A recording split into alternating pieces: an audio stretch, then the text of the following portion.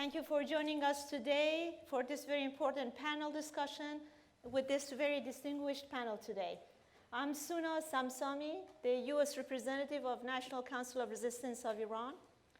The event today, on the 20th anniversary of the NCRI's revelation of then clandestine nuclear sites in Natanz and Iraq, the integral part of the Iranian regime's nuclear weapons program in this very place, is quite timely, as the US and Europe are trying hard to convince the Iranian regime to return to JCPOA. One can imagine, where would the nuclear weapons program of the Iranian regime, the most active state sponsor of terrorism, would be today, absent of more than 100 revelations by the NCRI over the past 3 decades. Unfortunately, Western powers have chosen the path of appeasement over the firmness, offering concessions after concessions to the Iranian regime in the futile hope of convincing them to come clean. But the indisputable fact has been and continues to remain that the regime in Tehran will never abandon its nuclear weapons program because, in our views, it is a guarantee for its survival. The 20-year cat and mouse game by the regime is an affirmation of that fact. However, the good news is that cracks have been appearing in the mullah's iron fist rule because of the popular uprising and activities of the MEK resistance units inside Iran all over nationwide. Despite the execution of over 100,000 of the MEK members and sympathizers, including the massacre of 30,000 in 1988, in which the current regime president, Ebrahim Raisi, played a major role in that massacre, and a massive and expensive demonization campaign against the MEK, the mullahs have failed. In their objective to eliminate the MEK, they failed. Rather, the level of support of the organization inside Iran has risen high, especially among women and the young generation. The Iranian people want regime change. In order to permanently curtail Mosad's efforts in its military nuclear program, the West must take a firm position, the least of which is to activate the 6 UN Security Council resolutions. The ultimate solution, however, is the change by the Iranian people. In order to eliminate the clerical regime's export of terrorism and killings at home, the solution is regime change by the Iranian people. And we're trying to replace it by a democratically elected republic, a task that NCRI and the MEK are working 24/7 toward it, based on the 10-point plan for a democratic future of Iran introduced by Mrs. Maryam Rajavi. And with that, I leave this very distinguished panel to Mr. James Rosen, Senior White House Correspondent of Newsmax TV, and he will moderate and introduce the panel. Thank you very much.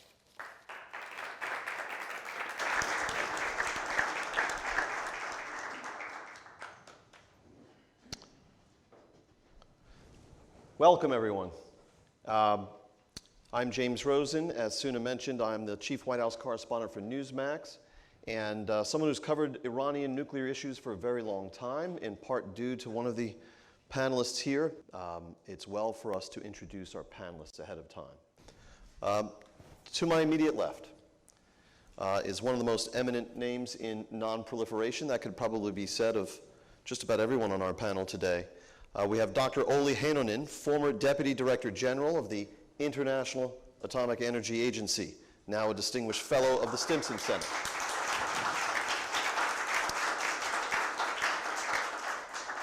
To Olli's left, we have one of our hosts today, and a key figure in the events we'll be recounting today, Mr. Ali Reza Jafarzadeh, Deputy Director of the Washington office of NCRI.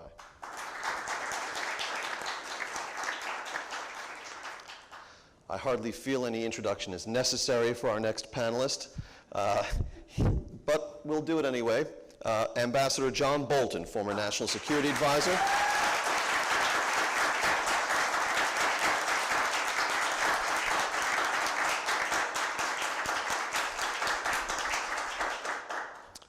Then we have another very familiar face to everyone here and all those watching around the world, the Honorable Joseph Lieberman, former United States Senator and former Democratic Vice Presidential nominee. To the Senator's left, we have former Ambassador Robert Joseph, formerly the Undersecretary of State for Arms Control and International Security.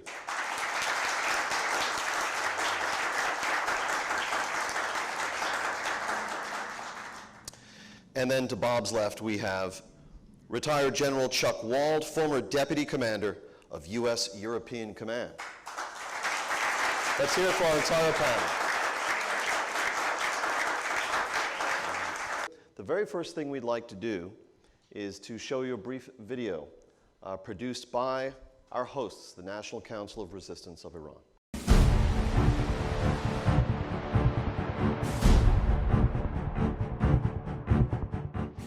On August 14, 2002, a press conference at the Willard Hotel in Washington changed the world. Organized by Iran's parliament in exile, the National Council of Resistance of Iran, the event revealed the existence of previously undisclosed nuclear sites at Natanz and Iraq.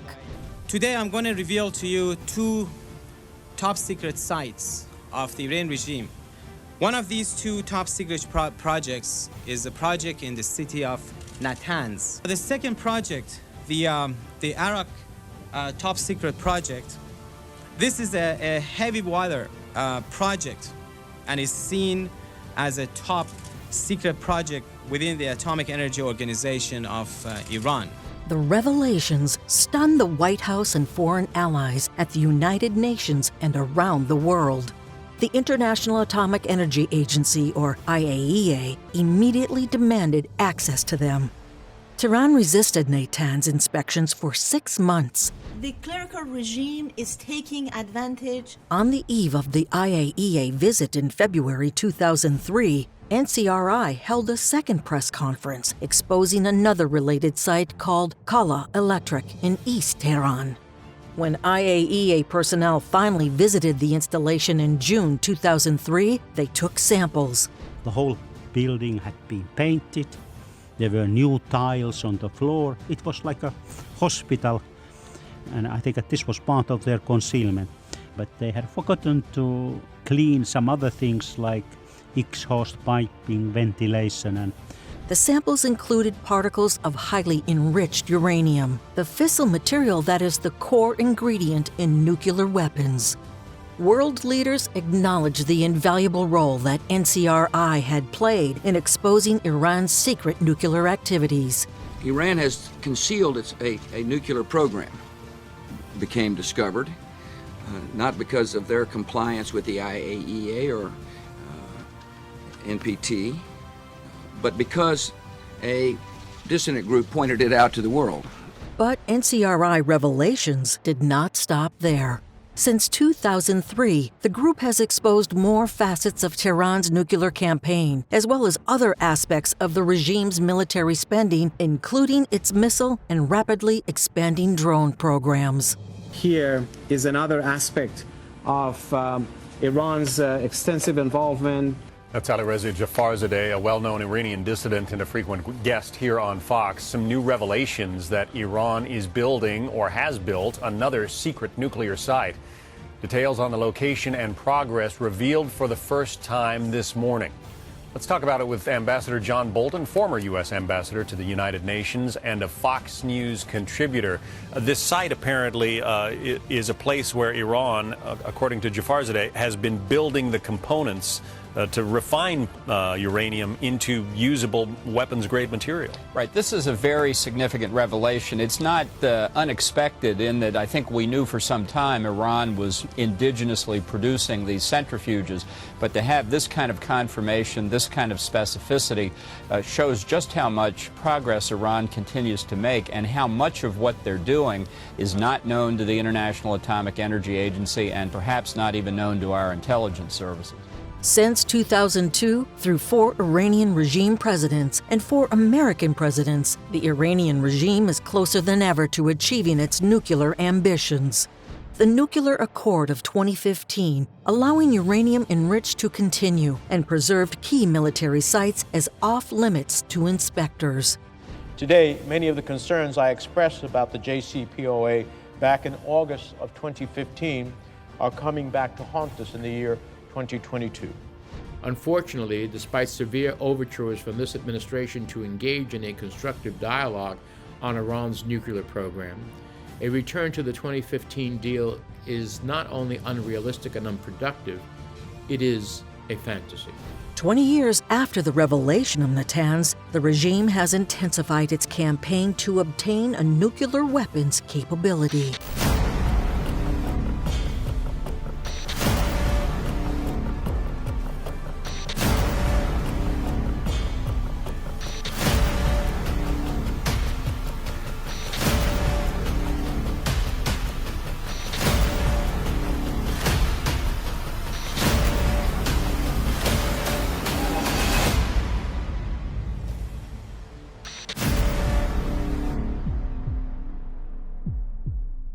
I think we're going to begin our discussion with Ali Reza, as seems fitting. Ali Reza, tell us about the impact of those revelations 20 years ago. First of all, thank you very much, James. And I want to thank the panel on my own behalf as well for attending this event on this very important historic day. Obviously, the Natanz revelation was groundbreaking, was important because it really awakened the world about the nuclear weapons program of the Iranian regime. But also it opened doors to the International Atomic Energy Agency to be able to have inspections on a regular basis. This is something that has continued until today. This revelation was so significant because it actually threw off balance the Iranian regime, which had plans for years to develop nuclear weapons. And as Hassan Rouhani, the former president of the Iranian regime, said in his book, that their plan was to present the world with what they call a fait accompli, to have this Natanz facility having 54,000 centrifuges installed by March 2003. By March 2003, that's what Hassan Rouhani says. And of course, this revelation disrupted that. I think what's also important is that what happened after that, the follow-on press conferences that we had, in a matter of 9 months after the Natanz revelation, we had 3 other major press conferences right here in Washington.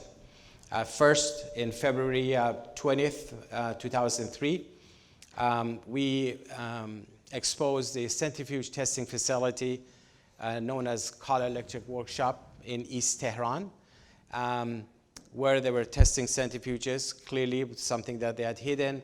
Then in May of 2003, 2 other press conferences. One, the laser enrichment facility in Lashkarabad near Karaj, and also the Lavisan-Shian site, which is where the weaponization work was taking. Everyone has heard about the Ahmad, and that's what we revealed. Each of these revelations must have come as important news to the policymakers here in the United States at the time. Ambassador Bolton is, of course, best known as a former White House National Security Advisor and a former ambassador to the United Nations. But at the time of the Natanz revelation here in the Willard Hotel, Ambassador, at that time you were serving at the State Department as the Undersecretary of State for Arms Control.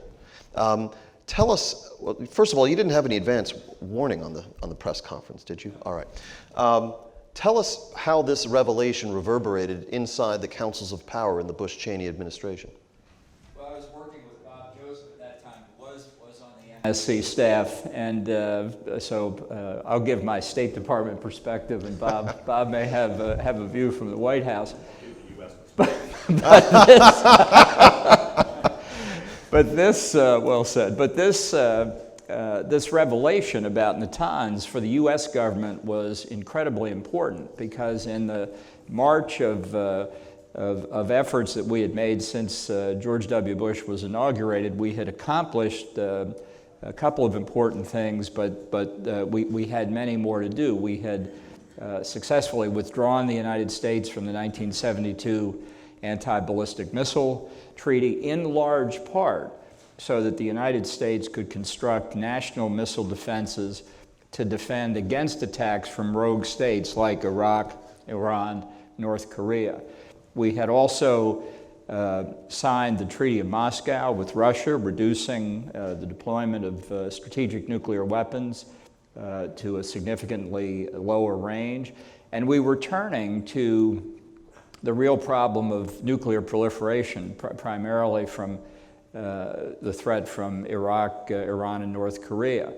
But it was hard, I would say, to get people in Washington, to get our friends in Europe and elsewhere around the world, really to focus especially on the threat from Iran. There was a feeling in many capitals, I think, that they were far, far away from any kind of nuclear weapons capability. There was skepticism that they had a nuclear weapons program at all. And while I won't get into what the state of knowledge of the U.S. government was at that time, I can tell you when Ali Reza had his press conference and word about the enrichment facility at Natanz got out and was increasingly well understood, it had a dramatic impact publicly in this country and I think around the world. Because the palpable evidence that was presented made it inescapable that Iran had an advanced, sophisticated nuclear program that was almost surely pointed to the development of nuclear weapons. Ambassador Joseph, without asking anyone here to reveal classified information, is it safe to say that the U.S. intelligence community at that time, in tackling Iran and its nuclear program, learned a few things from the news conference here? Well, I know that the policy community learned a great deal from the revelations of that briefing. Let me just embellish a little bit on John's comments. When President Bush first came into office, the #1 priority was combating weapons of mass destruction in the hands of rogue states. In August 2002, before Ali Reza's briefing, we had 3 priorities. One was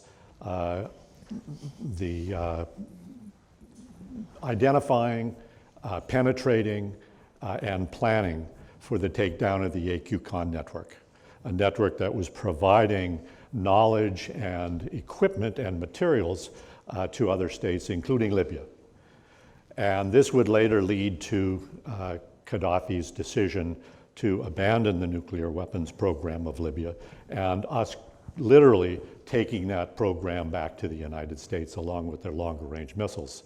The second priority was Iraq and trying to compel Saddam Hussein to observe and to cooperate with UNMOVIC, with IAEA, and come into compliance with over a dozen UN Security Council resolutions.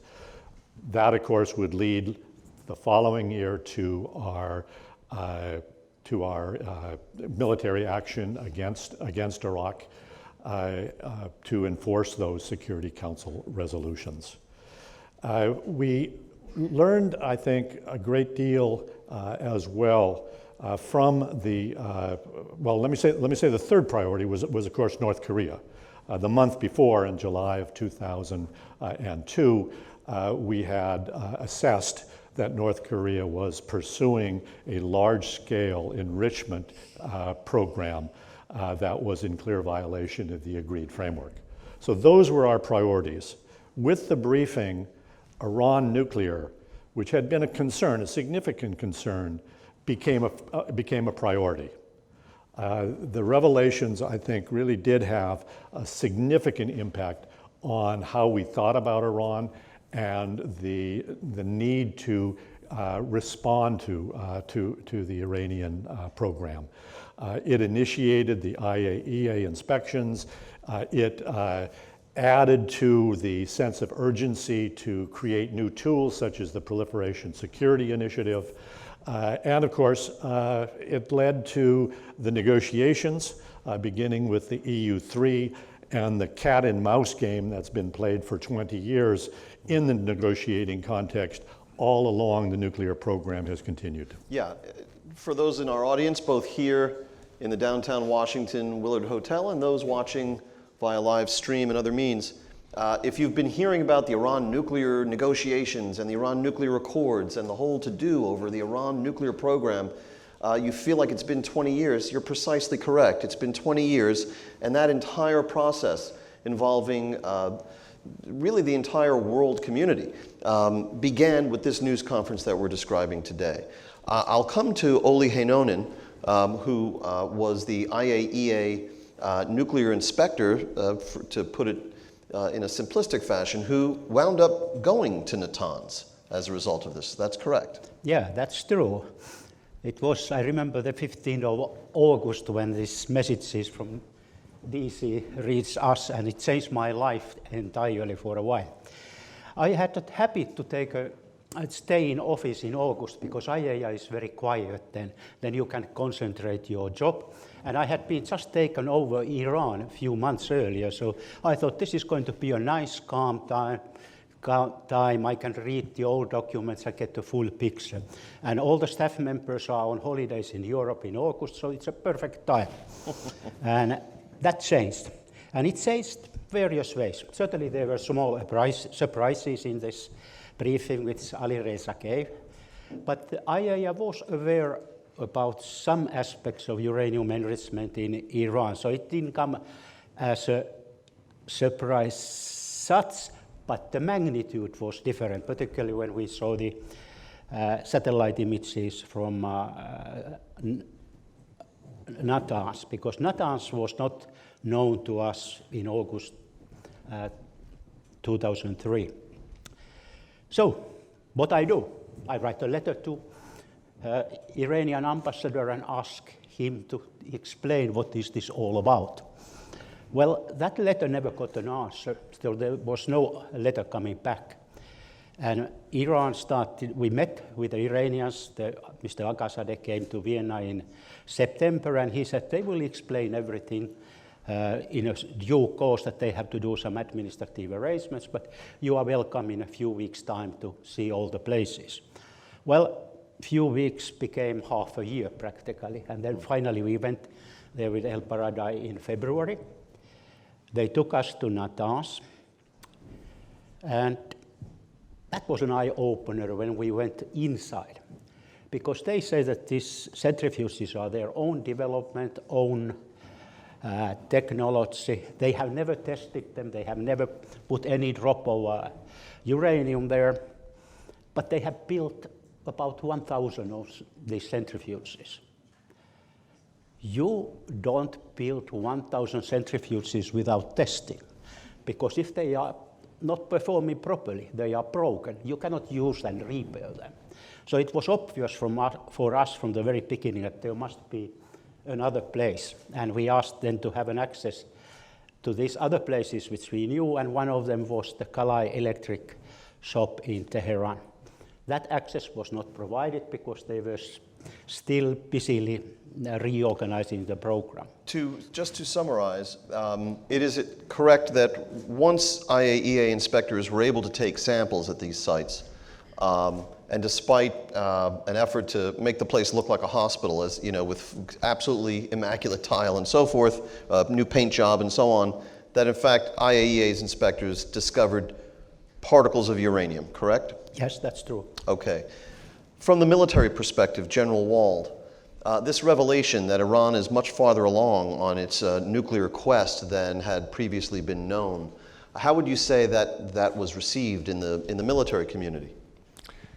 Well, thanks, James, and thanks to Al Raisi for what you did in the NCRI, what you continue to do. But this is a little bit preachy, but there are different aspects to this. One, the diplomatic side or the political side, economic. That's the leadership that sits to my right and your left. From a military perspective, it wasn't necessarily the first time we'd ever thought about Iran, obviously. But where I was at that time in Europe, we had Israel was in our area of responsibility. That was designed by people like Ambassador Bolton and the team. Israel at that time had very good intelligence. I'm not going to give away any secrets here that haven't been written on what Iran was doing. It wasn't a secret they were going down this path, although it was publicly identified by Al Raisi, which was excellent. After the verification that Natanz was a area that was probably developing a nuclear capability, the Israelis at that time had done quite a bit of planning. The dynamic in the region at that time was a little different than it is today. They had access to certain airspace they could fly over if they had to go in and attack Natanz and take out that capability. The problem with the Israelis, they didn't have what's now today described as hard and deep buried target weapons. So Natanz is buried deep, and it takes a certain type of weapon to do that, which the U.S. obviously has. The dynamic for us was, obviously that's the last resort, at least I'd like to think so. The military's job is to get out of work if you can do it. But we had a lot of planning. We coordinated with close allies. And there was a push by the Israelis during that period, and Ambassador Bolton and Joseph can remember this. There was a belief in the West, the U.S., that Israel was going to go ahead and attack Iran. I remember distinctly getting a call from the Secretary of Defense's office said, "We will not give Israel any more intelligence until we settle this thing." It was delicate.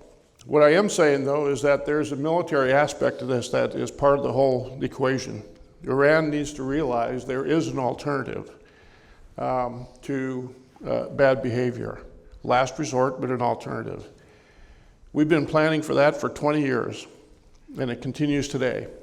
And obviously the Iranians play the game. There was an article this week in one of the papers that talked about the 20-year history of this, not necessarily Al Raisi's part, but the different administrations that have been in power over the years, and I would kind of describe it as this is the way I wish the world was, and this is the way we'll treat it policy a little bit. And so what I'm saying is that great work on a lot of people's part, many of them sitting here, but there's no military alternative that Iran needs to know is there, and that's what we prepare for. By way of a very quick follow-up, perhaps answerable with a yes or no, is it safe to say that 20 years of talking about a strike on the Iranian nuclear complex has made the enterprise of striking the nuclear complex of Iran harder because they've had 20 years to harden their targets? No, there's two parts. It is harder, so to speak, both figuratively and literally. And number two, they have a lot more capacity, and it's spaced, like you said, it's spread out. So the longer we wait, the more difficult it'll be. But there are alternatives, I will tell you that. Senator Lieberman, I think it's safe to say that we have seen an evolution on the part of both parties on the subject of Iran from 2002 to today. This would be illustrated, for example, by the fact that in 2007, then Senator Obama addressed AIPAC and vowed therein to shut down the Iranian enrichment program. Right. Of course, the ultimate nuclear accord that his administration led in negotiating and finalizing did not shut down the Iranian nuclear program. In the year 2020, if memory serves, none of the major Democratic candidates for president addressed AIPAC at all. How would you characterize the evolution in congressional survey of the Iran problem? Thanks, James. I'm glad to respond to that. And I'd like to begin by setting my answer in the context of what we're commemorating, which is the report that Alireza Jafarzadeh issued on behalf of the NCRI right here at the Willard 20 years ago. And just to set the context, August of 2002 was less than a year after September 11th of 2001, when terrorists attacked the United States. So we were, on Capitol Hill, we were working really in a remarkably bipartisan way to respond to that, creating the Department of Homeland Security. We had our disagreements, but almost none of them were partisan because the country had been attacked and we pulled together. John McCain and I introduced legislation to create the 9/11 Commission, which ultimately led to the broadest reform of our intelligence community since the beginning of the Cold War in the 1940s. So we were very, we were on alert, if you will. And while terrorists were at the heart of that alert on Capitol Hill, I'm speaking from the perspective of somebody who was in Congress then, and we understood that Iran was a threat going back to when it first seized our embassy and hostages shortly after the revolution occurred, and its links to terrorism, which was uppermost in our minds then, were pretty clear. But Alireza's NCRI's report in 2002, August, was jarring and riveting. And on Capitol Hill, it led to years of bipartisan support of essentially economic sanctions and other punitive acts against the Islamic Republic of Iran based on their development of what we took to be their clear development, though they denied it then and continue to deny it now in the face of overwhelming evidence, their commitment to develop nuclear weapons, let alone their support of terrorist organizations and the same. Thoroughly bipartisan all along until 2015-14, when the Obama administration joined with the so-called the others in the P5+1 to attempt to, based on a principle or a belief that somehow we could alter the behavior of the Iranian regime, and essentially in those negotiations, I'm speaking from personal perspective from Capitol Hill, they threw away the pressure that we had built up with these sanctions on a bipartisan basis over all those years for nothing. Basically, a pause at best, which the Iranian government cheated on. You're referring to what's known as the Joint Comprehensive Plan of Action, or the JCPOA, otherwise known as the Obama-era Iran nuclear deal. Exactly, and this is where this remarkable history of bipartisanship regarding Iran broke. It became thoroughly partisan, with almost all Republicans opposed to the agreement and almost all Democrats supporting it, except for a few of us who fought hard. I was out of the Senate then to try to stop it, and we failed. And I want to end this on two hopeful notes. One is that on Capitol Hill today, I see the beginning of a return to the bipartisanship on Iran policy, probably most visible now are tangible in the Bob Menendez, Lindsey Graham legislation put in recently. The final thing I want to say is to come back to why we're here.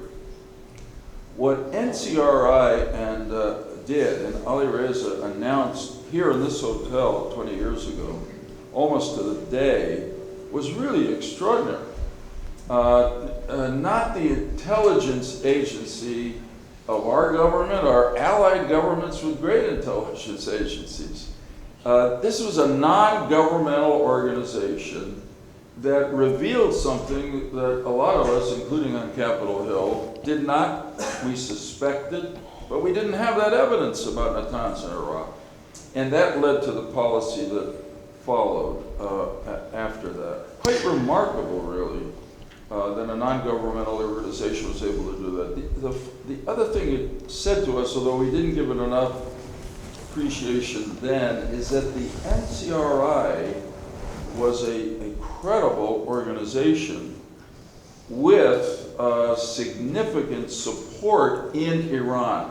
You don't issue a report that Ali Reza did here 20 years ago by making it up at a desk in Washington. This came from people inside Iran, inside the Iranian government, who were resistors, courageous resistors. That leads to this question for Ali Reza. And again, it's a little after 11. We have a hard out at noon. And I want to save some time for questions from the audience and my colleagues who are here. So I encourage our panelists to think of each other's time. But Ali Reza, obviously the movement that produced that news conference is very much still in existence.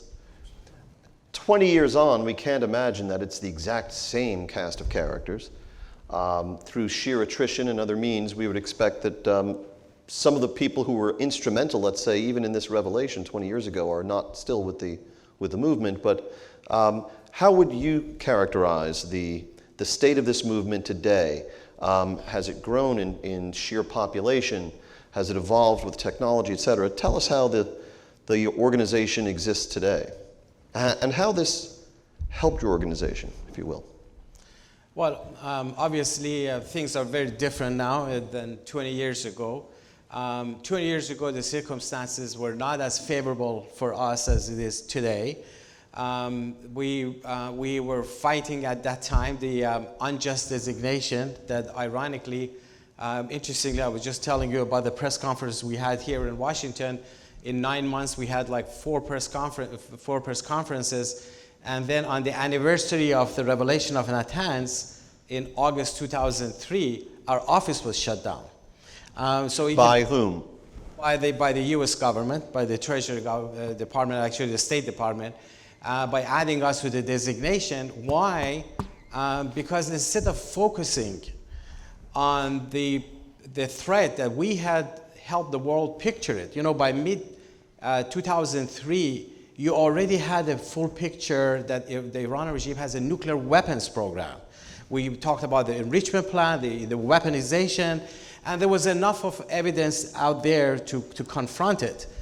Yet, instead of that, they started negotiating with Tehran and just, EU, with the backing of the United States, actually giving them concessions, and then, we got the punishment instead of them.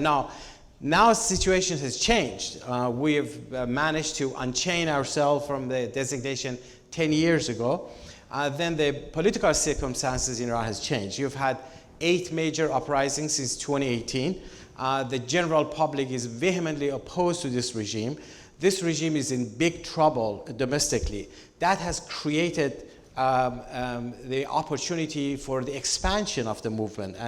And remember, the gray area, the so-called moderates in Iran, that's over with Raisi. So people are not looking for anything within the regime. They're just looking for the solution. And when you have the network, when you have these resistance units inside the country, you have far more chances of getting attention and appeal and recruitment. That's why the resistance expanded. I'll give you like one example. Quickly. During the annual events every year in summer, this year actually, 5,000 members of the MEK resistance units inside Iran tape video clips with their faces covered all over the country. Talking about the movement and regime change. This is up from last year, which was only 1,000. That shows you the rate of growth. Of course, a lot of the members have been arrested and executed. There are in 69 prisons in Iran. We have members of these resistance units who have been arrested. But the good news is that the rate of the expansion is far greater than the rate of the rest. And there was a recent incident in which the resistance briefly seized control of the national Iranian broadcast network.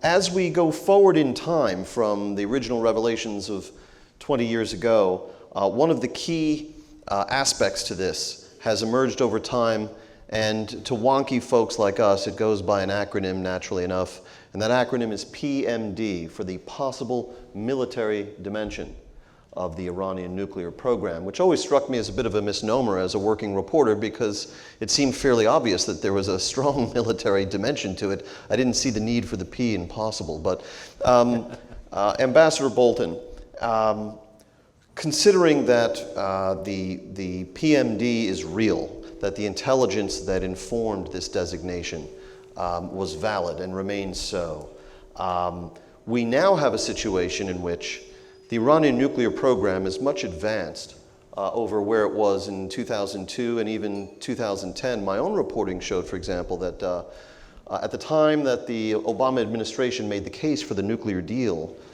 John Kerry and others were fond of saying you had about 1,000 centrifuges when we got to this, and now there's 19,000 centrifuges, so this deal is necessary. 75% of the centrifuges were installed under the Obama administration.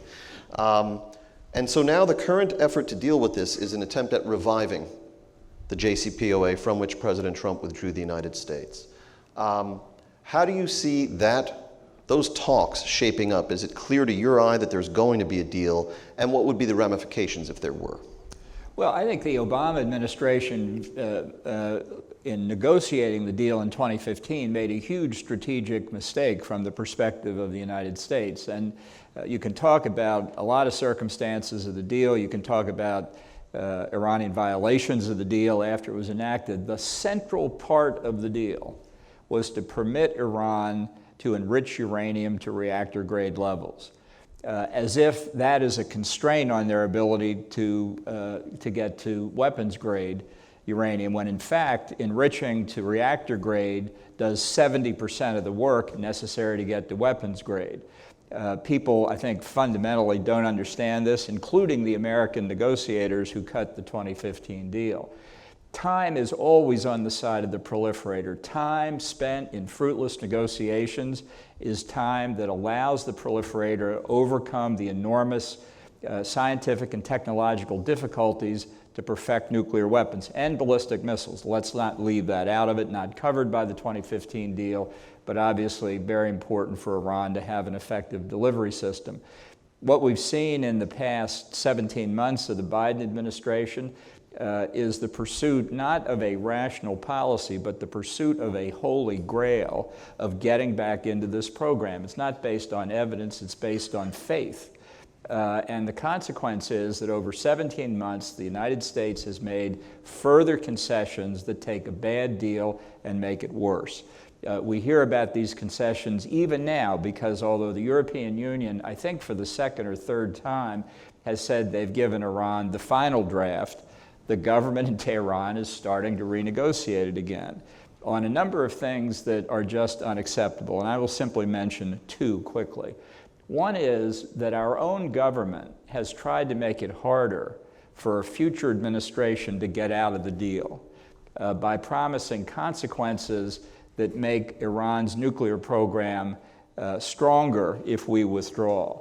And now, apparently, reportedly, making concessions that the U.S. would pay damages to Iran if we ever withdrew again. Second, and obviously closely related, Tehran wants some kind of assurance that we won't get out of the deal. And one can only guess what the concessions are being made, have been made by the administration. So I just want to say one thing on that point. We have a large field, potentially, of candidates for the Republican nomination for president in 2024. Every single one of them believes that we should withdraw from the deal. So even if the administration goes back in, if there's a new administration in 2024, the deal will be over. And there won't be any damages paid to Iran if that happens. And I want to also say to the shareholders and boards of directors of not just American corporations, but especially European corporations, don't think you're going to make a profit worth it in the 2 years between this administration going back into the deal and another administration withdrawing from it. We should point out it's not a principal subject of our focus today, but nonetheless, we are, I think, all aware of recent headlines showing that members of the IRGC have been determined by our government to have plotted actively to assassinate the panelist who just spoke. And we appreciate, on that basis, even more than we ordinarily would, your presence with us here today, John, so thank you. Bob, Joseph, quickly, what is the current state of the Iranian nuclear program?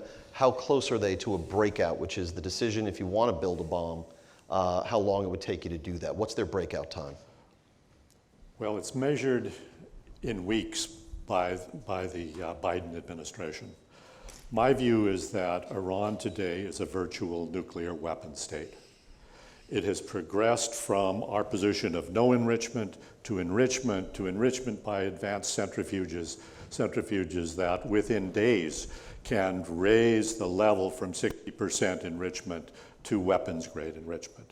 And on the weaponization front, I think it's very clear that the documents that Israeli agents smuggled out of Iran, the regime has had a very active and continues to have an active nuclear weapon program. So both on enrichment and on weaponization, if you put those together, it's a matter of I would measure it in days. In fact, what the Iranian officials are now saying is that there are no technical barriers to having a bomb, to building a bomb. All they need to do is take a political decision to do that. I would, James, like to make one point on negotiations, if I could, because I've come to the conclusion that as long as this regime remains in power, the nuclear program will continue to advance forward. Okay, and I think that perhaps back in 2002, clearly in 2003, with our invasion of Iraq, we had an opportunity. We had an opportunity to convince the regime that the costs of moving forward were greater than the rewards that they would have. The program was at a much less developed state. Now I think it's so developed that, again, all they have to do is make the political decision to go forward. And I think part of the problem in terms of not succeeding on the diplomatic front is that we have separated the military from the diplomatic, and I think that's a fundamental mistake. These are both tools. They're tools to achieve a specific objective. And if we say, well, the military is over here and we'll resort to that only if we fail on negotiations, that's not how you play this, okay? When you're dealing with a regime like the Iranian regime, and I had dealings with the Soviet Union. My first job was at NATO when we were introducing INF missiles, okay? How did we get to an arms control agreement? By deploying, by showing that we had a credible military option.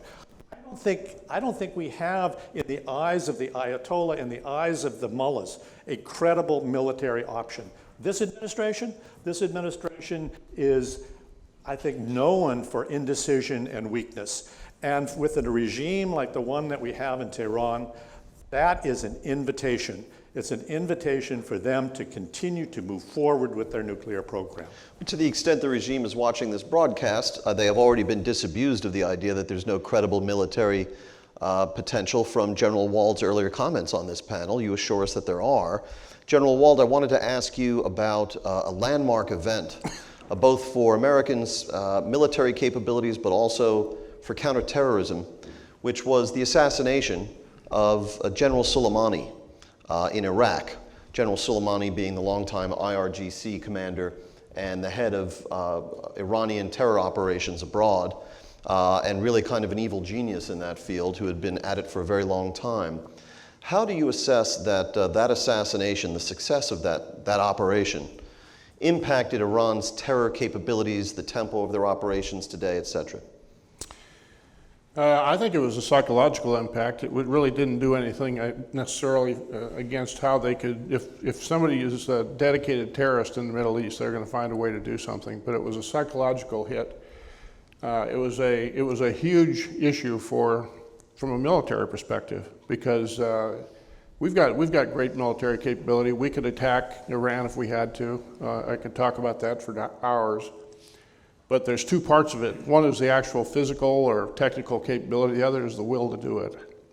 And the part that bothers me, I suppose, is this wishful thinking that if we have this open dialogue with thinking people, that they'll come to the same conclusion that Ambassador Bolton and Ambassador Joseph have articulated, as well as Senator Lieberman. They're not going to get there. And by the way, the same negotiators that were there for the JCPOA are now back in negotiating. Wendy Sherman, for example, and her objective is to get an agreement, okay? Jake Sullivan, a number of veterans of the earlier process. No offense, I'm sure they're good Americans, but the fact of the matter is the objective is to say I succeeded with an agreement, not that I've had an agreement that's going to deter Iran from building a nuclear weapon.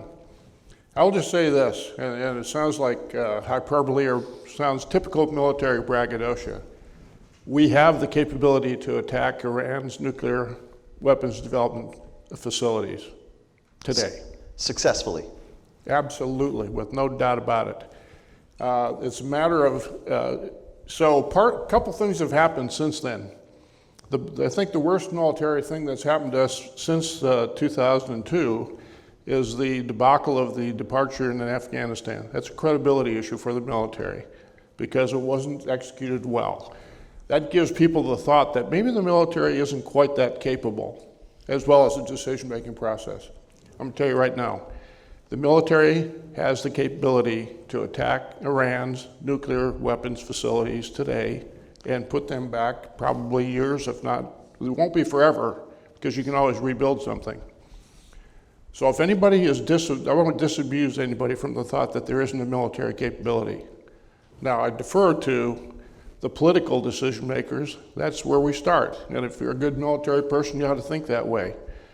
But the Iranians need to realize, and we need to use that as part of the leverage and the tool, that they are not invulnerable. They are vulnerable today. I'm equal opportunity in the sense of being willing to defer to all the different disciplines represented on the panel today. Dr. Heinonen, I think there is a perception certainly amongst conservatives in this country who are attuned to these issues, that the European community has always been somewhat slow to either grasp or address the severity of the Iranian nuclear threat. I can remember covering Secretary of State Condoleezza Rice on a trip to Europe, where she said in an interview with me at the time that the Europeans need to get serious. They need to know that this is headed to the UN Security Council. That's how early in the process this was. But it was a complaint, effectively, publicly aired on her part, that the Europeans weren't sufficiently seized of the matter. Is that still the case? I guess as I'm also a European national on top of the US one, so yes, this is in the mentality of the Europeans. First of all, we have to look, European Union consists of 27 states, which are at the same time independent from each other, but they work together, and all the decision making is based on consensus. So one country can block a lot if they want to do it. This is one of the reasons. The second reason is I think that some of the Europeans think in that way that, oh, well, if this becomes a problem, the United States of America will take care of it. We don't need to invest our efforts to that. I hope that Ukraine now has opened the eyes of the Europeans, since they are much more active. So I hope there will be a change. But at the same time, we need to remember that EU is not the negotiator here. It's a misconception in the news media. The negotiators are Germany, France, UK, US, China, and Russia. They are the ones the P5 plus one. They are the ones who negotiated. But Europeans certainly get benefit out of this. And the economy is a driving force, as you have seen the same problem with Ukraine hesitance. And I can say particularly Germany to jump into the wagon in case of NATO efforts or European efforts. So it's a complex situation, and I don't see immediate solution unless Europe feels Iran is going to threaten them. But that is not anytime soon. Senator Lieberman, when we look at the regime today, and particularly the person of President Raisi, who has a very well-documented past as having been involved in large-scale efforts to eliminate the MEK and other political opponents of the regime. How do you actually even frame what this regime is? They started out in popular American imagination with the embassy seizure as a radical theocracy. You've had the IRGC grow so large and infiltrate just about every sector of the Iranian economy that it might even be more appropriate today to call it a hybrid of a radical theocracy and a military dictatorship. How do you see it? Oh, it's, James, it's all of that. It's a radical theocracy. Incidentally, it's a theocracy that reminds me of what the American revolutionaries said in our own rebellion, which was, and I paraphrase, a rebellion against tyranny is obedience to God. And the truth is that the kind of inhumane regime that this government in Tehran has carried out is an assault on everything we consider to be the values that come from religion. So today, let me put this in the context of why we're here today. The revelation that Ali Reza made 20 years ago stimulated extraordinary reaction from the IAEA, the UN Security Council, Congress of the United States. And as you look back, I think we would say that all of that action, all that pressure on Iran, it's not that it didn't have any effect. It did hurt the economy. It did encourage the resistance. But the government of Iran, this regime, totalitarian, terrorist, extremist, etc., radical theocracy, responded to that by becoming more of what they are.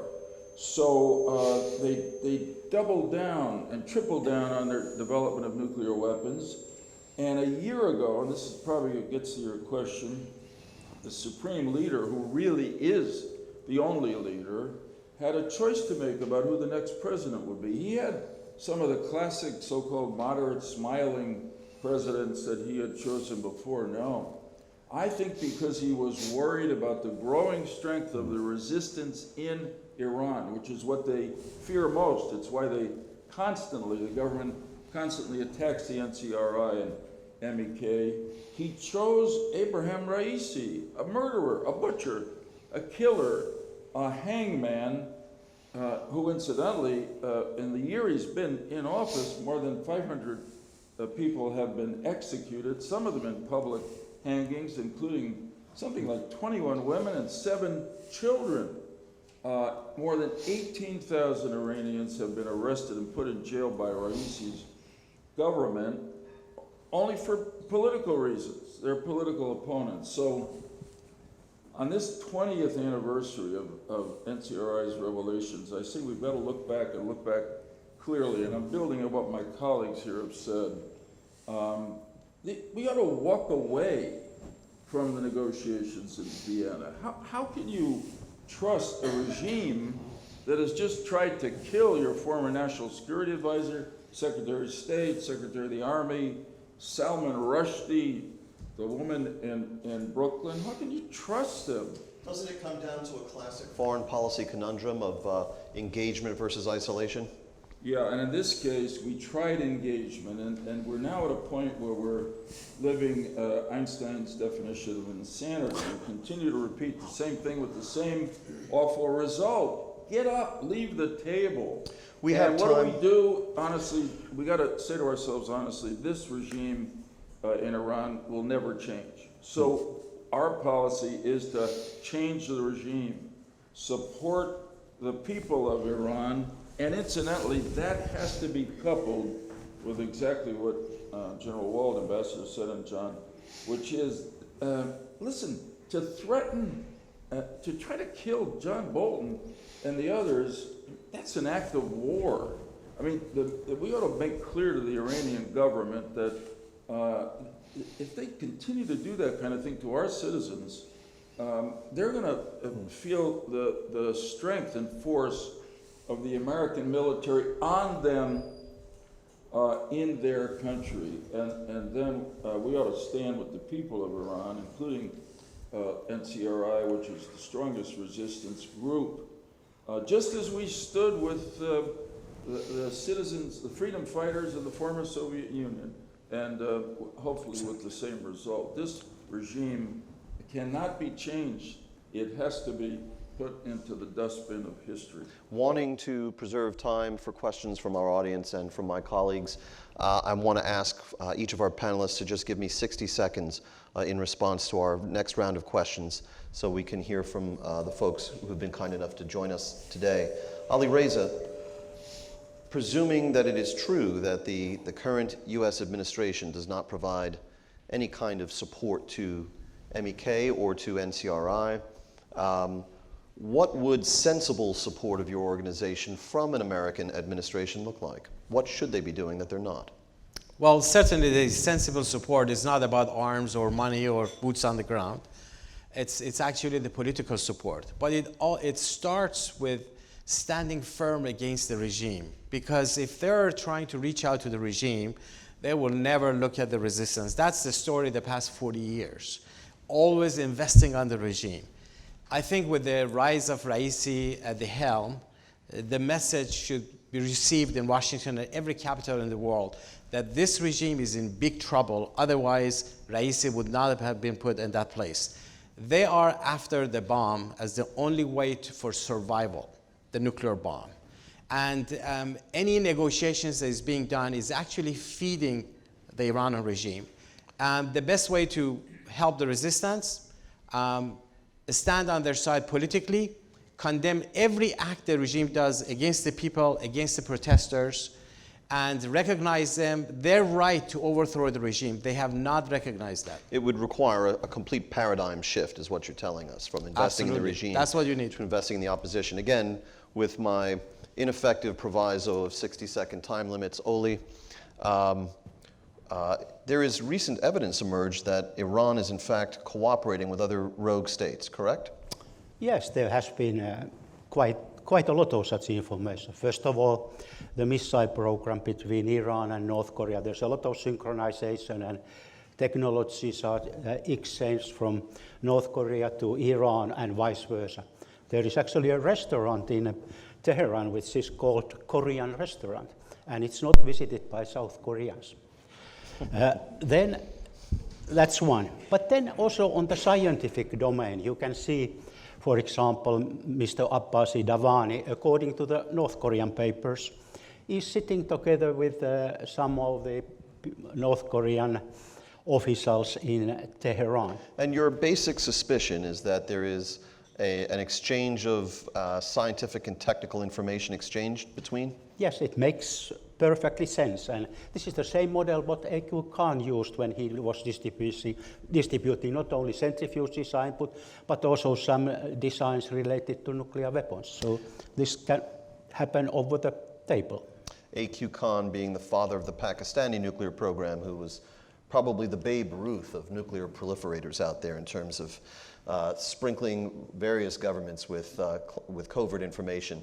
General Wald, do you have any closing thoughts about the U.S. military posture vis-a-vis Iran and in the Middle East? Yeah, quickly, just a couple things. One is the IRGC needs to stay on the FTO list, period. FTO That's what they are, foreign terrorist list. Two, they need to, we in the negotiations, which Ambassador Bolton has talked about, need to put the ballistic missile issue back on the table big time and knock that off. Three, we need to start building and continue to build the coalition in the Middle East to defend against Iran. And four, we need to make sure they understand clearly we have a military option that if they keep going down this path, will be executed. Ambassador Bolton, in your time as National Security Advisor, and to the extent you can share with us, did you learn anything about the state of the Iranian nuclear program that you found particularly concerning? Well, the regime has for 20 plus years lied successfully about its program. And every month that goes by, more comes out that shows the nature of the deception. And I think that goes to the fundamental point as to why whatever agreement the administration may be about to re-enter, you can count on the reality that Iran will not comply with it. It goes to the character of the regime itself. The administration is trying to compartmentalize the nuclear deal over here and Iran's support for terrorist activities over there. The two are two sides of the same coin, and there are many reasons not to re-enter the 2015 nuclear deal. This current threat of terrorism is just one more reason. And I think understanding the nature of the regime itself is critical to coming to a realistic American policy, which ultimately has to be, there's not going to be peace and security in the Middle East while this regime is still in power in Tehran. Ambassador Joseph, should we not imagine that the Iranian regime, if ultimately empowered with a nuclear weapons capability, would somehow not be susceptible to the same mutually assured destruction doctrine that governed relations between the U.S. and the USSR during the Cold War? Well, 2 points, James, if I may. The first is we need to think about what happens if there is an agreement, okay? And I think we know the answer. We lift the sanctions, the regime is given tremendous resources, billions of dollars. What do they do with it? Well, they do the same thing that they did in 2015. They support terrorism, they build more missiles, they strengthen their nuclear program, they support Assad's government in Syria, and they repress the Iranian people. And I agree with the senator. I think the key here is the Iranian people. It is the clearest threat, the gravest threat to the administration. And at a minimum, we should not stand in the way of the people who seek democracy, basic human dignity, and human rights, okay? In terms of your question and how Iran would think about using a nuclear weapon, I don't think this is an issue of mutual assured destruction. I think when the Iranians think about it, they think about Libya, okay? They think about if they give up this weapon, and this is why they talk about it's critical for their survival. The so-called Gaddafi example. The Gaddafi example. Gaddafi gives up his nuclear weapons program, and then what happens? 8 years later, he's dead in a ditch, okay? What they want a nuclear weapon for, well, there are a number of reasons, but one reason is to prevent or to deter outside intervention if and when the people rise up. They want to avoid that situation that Gaddafi was caught in. And would they be correct that possession of a nuclear weapons capability would help them to do that? Unfortunately, I think it would deter a great number of actors.